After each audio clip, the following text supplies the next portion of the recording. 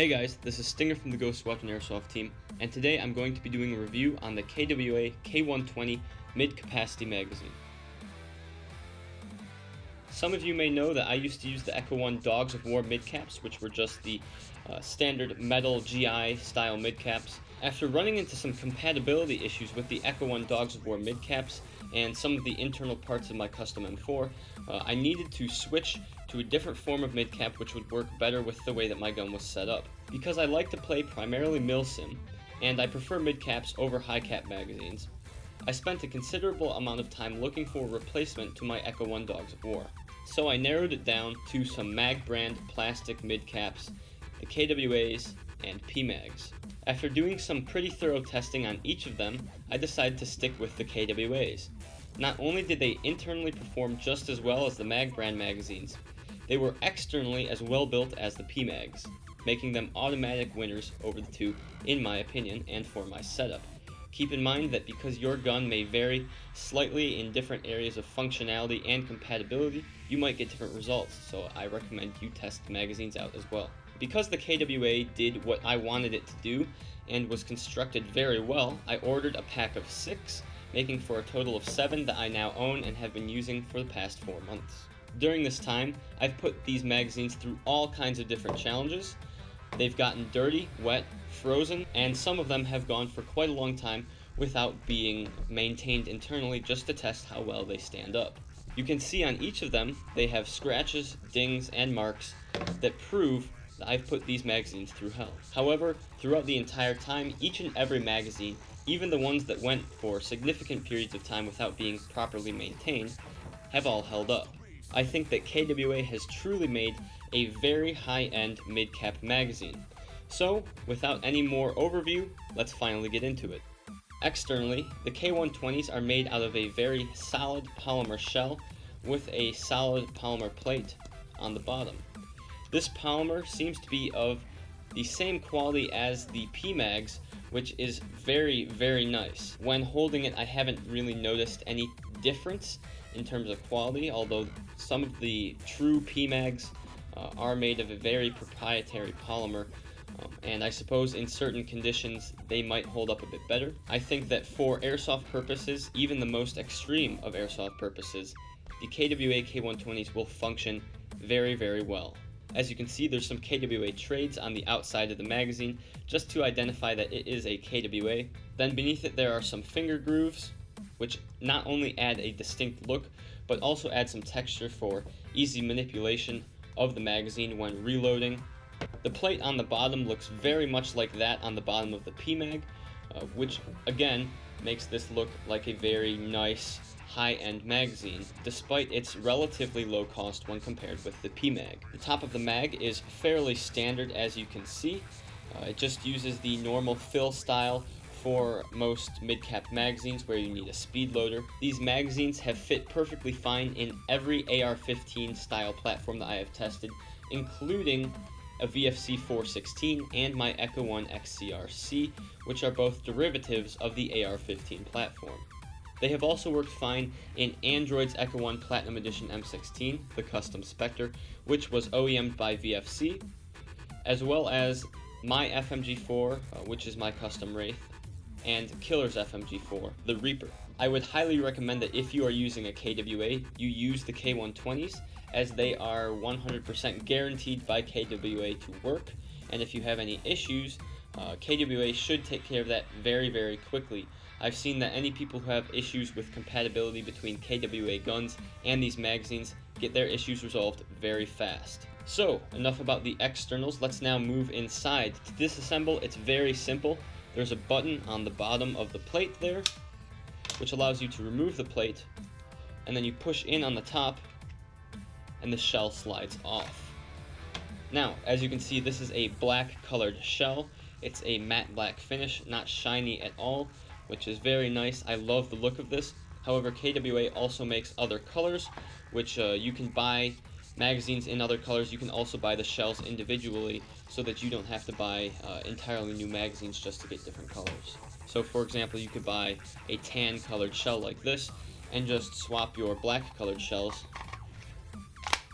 out for it, as simple as I've just shown you right there. This internal piece right here is the core of the magazine. It is where the main functioning parts are. The shell is just for protection, looks, and texture, as well as fitting inside the gun. This is what actually takes care of all of the internal workings. The plastic on this is not as high of a quality as the polymer of the shell, which I was a bit disappointed in. This is just like your standard plastic, shiny, and of course that is what the top of the magazine is like as well, because this has to be exposed. However, that's how most magazines like this work, so it's not really that different as compared to other magazines, but I would have liked a very nice polymer to have been used in here. I think it definitely could have raised the quality a little bit. Also, I found that because of the lower quality plastic, there can sometimes be some deforming of the nozzle right here, depending on how you're going to set up. You can see that this particular one right here is smushed a little bit and scraped. It has not affected the performance at all in my gun. However, that is something to keep in mind. I think that over time that could alter the performance or catastrophically render this magazine unusable, basically. If you want to remove the spring, it's as simple as pushing this little latch in and pulling the spring guide out the other side, just like that. So here's the spring guide, and this is the spring. Now, the spring is about a medium stiffness, I would say. It's not as stiff as the Mag brand magazines. I have had these misfeed occasionally with higher rate of fire guns, so if you're looking to use these in a very high rate of fire Polar Star or maybe a DSG, you might want to do some more thorough testing on them before you actually consider them as a candidate for that, because I'm not 100% certain that these will function very well in high rate of fire guns. For my Milsim semi-automatic usage, it really does not matter to me. I have had no issues with it. I cannot pull the trigger fast enough to get these to not feed properly. So on the end, there is this little button follower here. However, there is also a more upgraded follower. This is the actual BB follower that comes in contact with the BBs. So when it is inside the magazine, it is oriented like this. Now, this BB follower ensures that the BBs inside are stacked perfectly. I have had no issues with these magazines jamming, ever. And that was something that didn't even happen to my Echo 1 Dogs of War mid-caps. Initially they did work very well, but after some large amounts of usage, they began to fail. I've put these KWAs through even more than those Echo 1s went through, and these still have not yet jammed up on me at all, even the ones that I didn't maintain properly. Now, that's not to say that you shouldn't maintain these magazines. Like anything else, they will eventually fail if you do not properly maintain them. However, I think that due to the very good BB follower design that KWA has used in these, they are very resistant to jamming on the inside. Something else that should also be noted is that despite these being rated to be filled up to 120 rounds, thus the K120 name, I only fill them up to 100 rounds.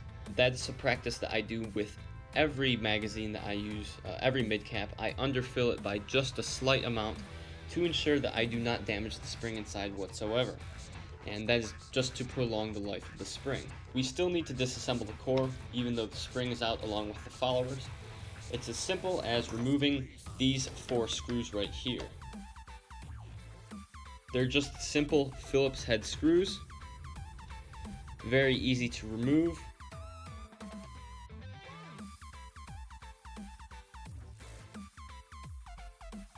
Then you can remove 1/2 of the core. Now, inside, there are still 2 more pieces that you need to be concerned about. First, there is the button on the bottom. This is what holds the plate in place. It has 2 springs. Then up towards the top is the nozzle cover right here. This is what prevents the BBs from flying out when the magazine is loaded but is not inside of the gun. It also has its own spring to keep it forward, and then that is retracted when you put the magazine into a gun or when you pull that back to release the BBs. And really, that's it. If you want to wash this, I would consider doing it with isopropyl alcohol and wiping the inside down, or going to a sink or getting a bucket of warm water and washing it out with soap and then making sure it dries thoroughly before you put any of the metal pieces back into it. Now, many people advocate for using silicone oil to lubricate the inside of the magazines. However, I've found that to be a bad idea because after large amounts of testing, I've seen that silicone oil actually attracts dirt on the inside. Sure, you might initially get very smooth feeding with it being lubricated on the inside, but eventually after you use it and dirt builds up, your feeding will deteriorate to the point where you will have some bad functioning on the inside, potentially jamming or double feeding, anything like that. So if you want to maintain these, I would recommend that you not lubricate them. High quality BBs should be slick enough on the outside that they will not need lubrication inside of the magazines. Reassembly is, of course, the reverse of the process that we just did.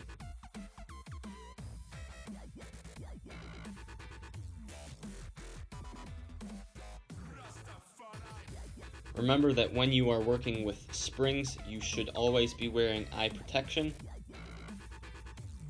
And just because that thing right there is sitting right there does not mean that I'm not wearing eye protection right now.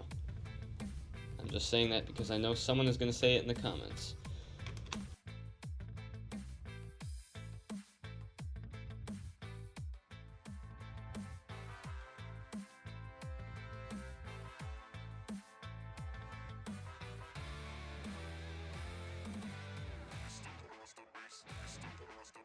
Okay, now, the way that the path curves inside determines the direction that you need to put the BB follower in.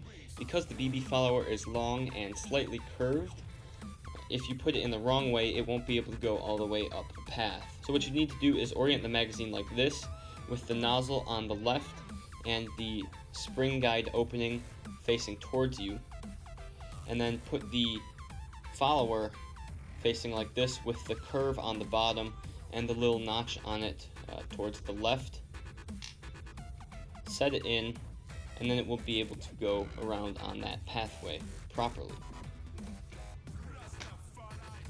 Take the spring and make sure that you orient the spring guide on the back of it properly so that it will be able to go into the magazine, and then just start feeding it into the core.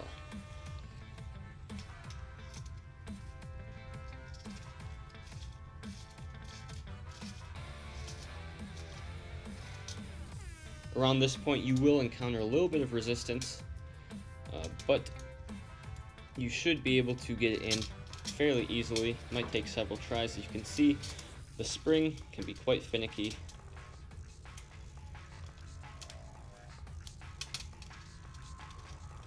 But there we go. Now, I would be a little bit cautious at this point because it is possible to break this tab off right here when you're pushing it in. You have to very carefully push, and at the same time push that way as well as that way. You can see that the tab is intact on the other side. Now that's all back together. And for the final steps, you just put the core back into the shell and put the plate back on. And there you go. As you can see, the K120s are very easy to disassemble and reassemble, clean and maintain. So a lot of people have seen me using mag pulls on these, and some have noted, how do you put those on? Or, oh, that's compatible with the K120s? And I've kind of answered those responses with, what do you mean? What are you talking about? All you have to do is take the plate off the bottom and put the mag pull on like you would any other magazine. Then put the plate back on and just align it like that. Now you do lose a little bit of the volume inside of the loop. You can see right there's probably about 1 centimeter of space that you lose. If you really wanted to, you could stretch the mag pull up and over that lip right there. The mag pull is very, very resilient and will definitely stretch up there without breaking, especially if you heat it in some hot water first. Alternatively, you could do the high speed, low drag kind of appearance with it, but you need to start with the plate on first. Oops. And then stretch it over like that.